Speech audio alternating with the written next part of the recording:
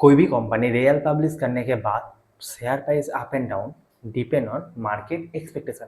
आपका कंपनी का result market का एक्सपेक्टेशन बीट किया कि डाउनग्रेड हुआ, आपका स्टॉक प्राइस मूवमेंट आपको बोल देता है। बट बिजनेस पर्सपेक्टिव में कोई ऐसा चेंजेस वगैरह नहीं होता है। बट बिजनेस से जो मार्केट में जो पार्टिसिपेट है उसका जो एक्सपेक्टेशन वगैरह होता है वो चेंजेस की वजह से prices up and down.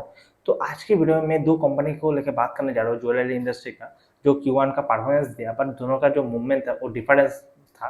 But दोनों कंपनी बहुत अच्छा परफॉर्मेंस किया एंड दोनों का मैं फ्यूचर आउटलुक लेके भी बात करने जा रहा हूँ। पहला कंपनी है थंगामेल। थंगामेल ज्वेलरी का Q1 FY27 में 71% का रेवेन्यू ग्रोथ हुआ। मार्जिन भी थोड़ा उसमें डिक्लाइन हुआ ईयर ऑन ईयर बेसिस में and quarter on quarter basis में, दोनों जगह पर ही कंपनी का मार्जिन थोड़ा डिक्लाइन हुआ। बट प्रॉब्लम कंपनी का जो सेक्टर लीडिंग वाला सेल्स ग्रोथ था, ऑब्वियसली 71%। अभी उस इंडस्ट्री में ज्वेलरी इंडस्ट्री में उतना ज़्यादा ग्रोथ कोई कर ही नहीं पा। नियरेस्ट जो पार्टिसिपेट था वो सेंको है, जो 60% का रेवेन्यू ग्रोथ किया। बट 71% सबसे हाई ग्रोथ आप बोल सकते हो गोल्ड ज्वेलरी रिटेल प्लेयर के अंदर से। तो कंपनी बहुत अच्छा ग्रोथ देने के बाद भी कंपनी का शेयर प्राइस बढ़ जा रहा है जस्ट बिकॉज कंपनी का जो ग्रोथ रेट है एंड मार्जिन एक्सपेक्टेशन बीट कर नहीं पाया, जिसके लिए कंपनी का परफॉर्मेंस खराब हुआ। बट मैं बिजनेस रिलेटेड ही थोड़ा बात करने जा रहा हूँ आज। मैं दूसरा कुछ वीडियो में मैं बोल दूंगा कि मार्केट एक्सपेक्टेशन एंड इन्वेस्टमेंट मतलब जो डिसीजन होता है आपको कैसे लेना चाहिए, क्योंकि मैं वीडियो बिजनेस पर्सपेक्टिव से बना रहा हूँ।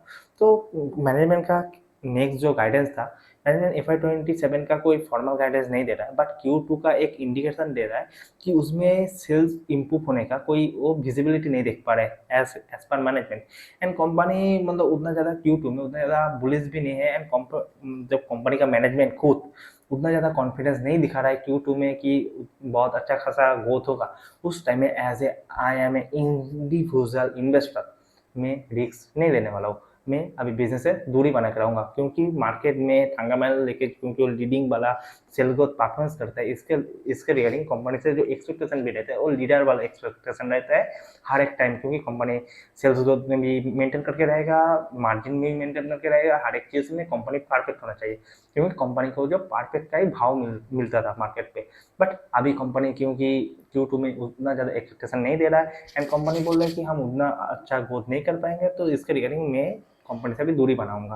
बट कंपनी बहुत ही अच्छा कर रहा है एंड कंपनी का जो स्टोर एक्सपेंशन का जो मोड है, लास्ट Q2 FY26 में कंपनी कोई स्टोरी ओपन नहीं करा। इसके रिगार्डिंग कंपनी को बहुत ज़्यादा economy of scale that's mean operating leverage मिला था, जिसके रिगार्डिंग कंपनी का एफिशिएंसी बहुत ज़्यादा बढ़ गया था एंड न्यू स्टोर ओपनिंग का जो कॉस्टिंग था वो कंपनी का बच गया था। बट अभी के हिसाब से कंपनी स्टोर ओपनिंग किया है, Q1 में 2 स्टोर एडिशन किया है एंड Q2 FY27 में 4 स्टोर ओपन का बात कर रहा है। बट कंपनी लास्ट जो मीटिंग में था, मीटिंग में बोला गया था कि टोटल FY27 में 9 स्टोर ओपनिंग का प्लान है। लेकिन कंपनी का देखा गया है कि H1 में मैक्सिमम स्टोर ओपनिंग कर लेता है, तो कंपनी अभी तक H1 FY26 में टोटल 6 स्टोर ओपनिंग का ही प्लान बोला। आगे का 3 ओपनिंग का कोई विजिबिलिटी कंपनी ने नहीं बोला, कब ओपन करेगा क्या कुछ मतलब कमेंट ही नहीं किया।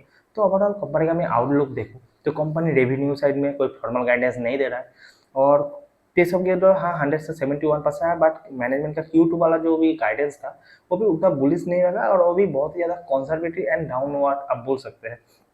तो रेवेन्यू साइड में मुझे उतना ज़्यादा पॉजिटिव नहीं मिल रहा है एंड 3 नंबर जो मार्जिन साइड में कंपनी को डिक्लाइन हुआ। बट कंपनी का मैनेजमेंट का जो गाइडेंस है वो 6% प्लस पूरे साल भर में FY27 में कंपनी बोल रहा है कि हमारा EBITDA मार्जिन 6% प्लस हम मेंटेन करके रखेंगे। बट FY26 में company already 6.5 to 6.7% EBITDA margin maintain करके रखा था। That's mean it's already down from the previous year. That's mean ये भी उतना अट्रैक्टिव नहीं है, तो मार्जिन साइड में भी कंपनी नीचे गाइडेड दिया है। एंड कंपनी का जो बाकी स्टोर एक्सपेंशन मोड है, हाँ कंपनी रिसेंटली स्टोर एक्सपेंशन कर रहा है। बट प्रीवियस कॉल में बोला था 9 स्टोर, अभी 6 स्टोर पे ही बात कर रहा है। ठीक है, आउटलुक में उतना ज़्यादा पॉजिटिव नहीं हूँ, मुझे अभी इस कंपनी से दूरी बना के रखना है। That is my final call. And आपके पास कोई अलग ही डेटा हो, आपके पास स्टोर का डेटा हो, मतलब जो डेटा पब्लिकली अवेलेबल नहीं है, आप उससे ज़्यादा कंपनी का एज इन्फॉर्मेशन आपके पास है कि नहीं सेल्स बहुत बढ़िया आने वाला है Q2 में, सिक्वेंशियली ईयर ऑन ईयर आपको ग्रोथ वगैरह मार्जिन वगैरह हर एक चीज़ कंपनी मेंटेन कर रहा है, तो उस टाइम में आप कंपनी को होल्ड कर सकते हो एंड प्ले कर सकते हो। अगर आपके पास इन्फॉर्मेशन नहीं है, मैं तो भाई दूरी बना के रखूंगा थंगामेल से। अभी सेकेंड कंपनी को लेकर मैं बात करने जा रहा हूँ, जो PNGS रेवा। जिसका Q1 FY27 में 120% ग्रोथ दिखाया कंपनी, एंड मार्जिन में भी बहुत ज़्यादा ऑपरेटिंग लेवरेज आपको मिला बोल सकते हो। पैट मार्जिन 23% और कुछ परसेंटेज कंपनी ने किया है। EBITDA मार्जिन में भी 27 कुछ और परसेंटेज कंपनी मेंटेन, तो एक ह्यूज ऑपरेटिंग लेवरेज हमको दिखने में मिला है पीएनजीएस रेवा के Q1 का रिजल्ट में। बट कंपनी का जो कहना था FY27 में company overall 25 to 30% revenue growth expect कर रहा है। आपको जो ये 120% जो नंबर दिखाई दे रहा है, जो सेल्स ग्रोथ, ये नंबर आपको आगे जाते हुए Q2 to Q4 year on year और ये नंबर आपको दिखाई नहीं देगा। ये नंबर आपको इसीलिए दिखाई दे रहा था just because revenue recognization process change किया था कंपनी, जिसके रिगार्डिंग आपको एक year on year last 3-4 quarter से आपको दिखाई दे रहा था एक तगड़ा ग्रोथ, बट एक्चुअली कंपनी इतना ज़्यादा ग्रोथ नहीं कर रहा था। हाँ, बट एक चीज़ पॉजिटिव है, दैट इज मार्जिन। कंपनी को ह्यूज ऑपरेटिंग लेवरेज मिला इन FY26। आपको उतना नंबर में नहीं दिखेगा, बट क्योंकि कंपनी का रेवेन्यू प्रोसेस चेंज है, बट FY27 में आपको तगड़ा ऑपरेटिंग लेवरेज दिखने के लिए मिलेगा। दैट्स मीन ऑपरेटिंग लेवरेज वाला पैरामीटर में ईयर ऑन ईयर बेसिस में Q2 to Q4 एंड आप पूरे FY27 का भी देखोगे तो कंपनी को एक तगड़ा ऑपरेटिंग लेवरेज मिलेगा। बट वन थिंग्स, Q1 में जो कंपनी एक्स्ट्राऑर्डिनरी जो मार्जिन मेंटेन किया है और मार्जिन डिलीवरी दिया है, बट कंपनी का कहना था आगे जाते हुए Q2 से जो एडवर्टाइजमेंट कॉस्ट वगैरह इंक्रीज होगा, जिसके रिगार्डिंग इतना ज़्यादा हाई मार्जिन कंपनी मेंटेन कर नहीं पाएगा। सिक्वेंसली मतलब क्वार्टर ऑन क्वार्टर बेसिस में आप देखना 100 और 120 मतलब 100-200 का कोई एप्रॉक्स कंपनी का मार्जिन डिक्लाइन होगा। दैट्स मीन कंपनी का सिक्वेंसली मार्जिन थोड़ा डिक्लाइन होगा 120 बेसिस पॉइंट, मतलब 1-2% आप पकड़ सकते हो। बट ईयर ऑन ईयर आप बहुत तगड़ा ऑपरेटिंग लेवरेज मिलेगा। मुझे इन्फॉर्मेशन आपको देना है, मैं इसीलिए दे रहा हूँ। रेवेन्यू साइड में थोड़ा एक प्रॉब्लम है, आपको इतना तगड़ा रेवेन्यू आपको दिखाई नहीं देगा कि 100% 70% आपको नंबर नहीं दिखाई देगा।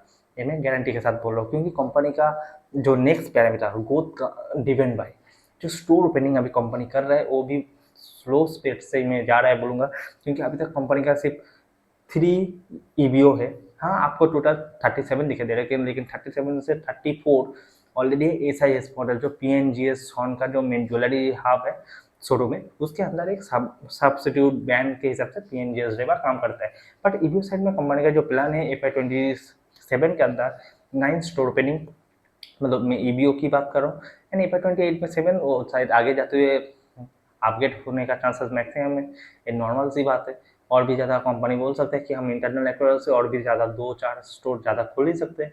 ये नॉर्मल सा बात है, उतना ज़्यादा मैं नहीं लग रहा हूँ। FY27 का कंपनी ने 9 store opening, but 9 store opening से कंपनी को इंस्टेंटली रेवेन्यू नहीं मिलने वाला है, क्योंकि इसका जो ब्रेक इवन पीरियड है टाइम लगता है, एंड एसेट टर्न में भी टाइम लगता है, जिसके लिए मुझे उतना ज़्यादा रेवेन्यू साइड जो स्टोर एक्सपेंशन कर रहा है कंपनी, उससे मुझे रेवेन्यू नियर टर्म में कोई विजिबिलिटी नहीं मिल रहा है। हाँ, आगे जाते हुए आपको शायद इसका ऑपरेटिंग लेवरेज, स्केल ऑफ हर चीज़ आपको दिखाई दे, बट नियर टर्म FY27 में मुझे विजिबिलिटी नहीं मिल रहा है। तो PNGS जब अगर मैं समरी करूँ आउटलुक का, रेवेन्यू साइड आपको ईयर ऑन ईयर उतना ज़्यादा ग्रोथ नहीं दिखाई देगा, डाउन होगा। Margin side year on year आपको तगड़ा ऑपरेटिंग लेवरेज मिलेगा, बट सिक्वेंसली मार्जिन डिक्लाइन होगा, वो एडवर्टाइजमेंट कॉस्ट के हिसाब से। And store expansion mode company का जो प्लान मतलब 2 साल का plan FY27 and FY28 15 COCO store opening, तो उसमें से 9 COCO store FY27 and 7 COCO store FY28 में ओपनिंग का प्लान है। दैट्स मीन गुड एक्सपेंशन कर रहा है, margin year on year and quarter on quarter आपको क्या व्यू बनने में बोल रहा हूँ, बट रेवेन्यू साइड डाउन हो रहा है। तो मैं थंगामैन का भी बात किया, जैसे उसका रेवेन्यू का कोई गाइडेंस नहीं दे रहा है, आपको एजम्पशन करना पड़ेगा, बट Q2 में मैनेजमेंट का पॉजिटिव नहीं है, तो मैं एज ए इन्वेस्टर पॉजिटिव नहीं होने वाला हूँ। एंड मतलब मुझे कहाँ से बुलिशनेस होगा जब मैनेजमेंट खुद बुलिश नहीं है अपना कंपनी को लेके।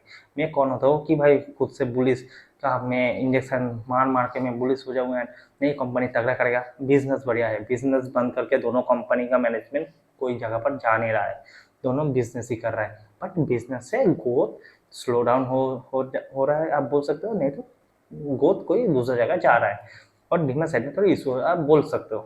तो ओवरऑल ठीक ठाक है कंपनी। एंड आप देखो, मुझे इन्फॉर्मेशन देना है, मैं आप लोग मुझे सब्सक्राइब किया हो तो मेरा जिम्मेदारी बनता है आपको इन्फॉर्मेशन देना, साइड इन्फॉर्मेशन देना, और उसके बेसिस में आप अपना डिसीजन लो। तो समरी में मैं बात बोलूँ, मैं दोनों कंपनी में उतना ज़्यादा बुलिश नहीं हूँ, क्योंकि आपको मैं डेटा दे दिया हूँ, आपको प्ले करना है, आपको इंक्लूजन है, आप प्ले करिए। तो आज की वीडियो में इतना तक रखते हैं, नेक्स्ट वीडियो में कोई दूसरा कोई कंपनी लेके बात करेंगे। और आपको कोई कंपनी के बारे में जानना है तो आप कमेंट में सेक्शन में लिखिए, मैं ट्राई करूँगा उसको लेके वीडियो बनाना जल्दी से जल्दी। थैंक यू, जय हिंद।